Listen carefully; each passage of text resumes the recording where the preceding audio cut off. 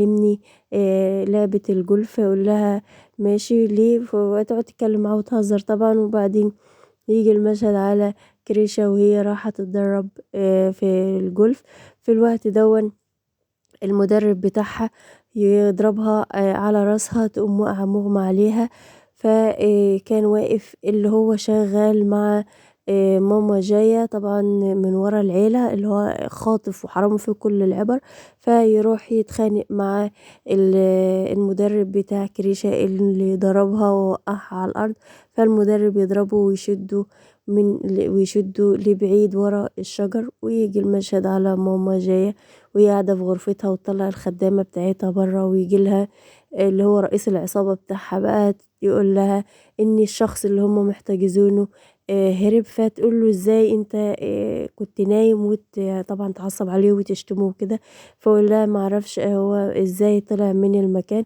فتقول له انت تحاول تدور عليه، وطبعا وايه اللي جابك هنا، المفروض ما تجيش القصر عشان محدش يشوفك. وبعدين ترجع كريشة تفوق تلاقي نفسها نايمة على سريرها ومش فاكرة أي حاجة. فالدكتور يقول لها انتي تعرضتي لضربة شمس قوية، فلازم ترتاحي في السرير. فتقول له أنا مش فاكرة أي حاجة. دي فراج طبعا كان مغضوض عليها وقعد جنبها يواسيها وكان قلقان في الوقت ده. فيميكا واقفة مش طايقة نفسها من ان ديفراج مهتم بكريشة. وطبعا فيميكا دايما تخطيطها ان كريشة تموت. طبعا العبايات دي جميلة جدا برضو استقبال. انا بحب اللون الاصفر والازرق ده جميل جميل جميل يعني شيك. فيها تشكيلة حلوة قوي لكل اللي بيحب العبايات الخليجي. بس العبايات الخليجي مش العبايات السعودي.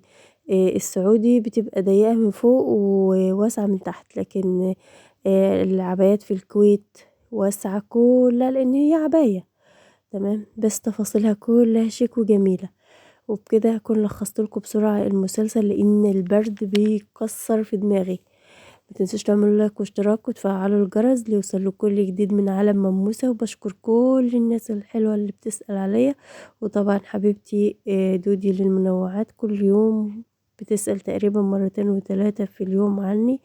مشكورة جدا يا أحسن أخت في الدنيا. واسيبكم بقى تتفرجوا على العبايات وفي رعاية الله وأمنه. على فكرة مسلسل أنا مش مألفاه والله، ده من على شاهد، بس حبيت أجيب بسيط يعني تمام. وأنا كنت هسيب الفيديو داخل له الصوت بتاعه بس علشان كان فيه قرآن وكده. أسيبكم بقى مع الفيديو وفي رعاية الله وأمنه. السلام عليكم ورحمة الله وبركاته.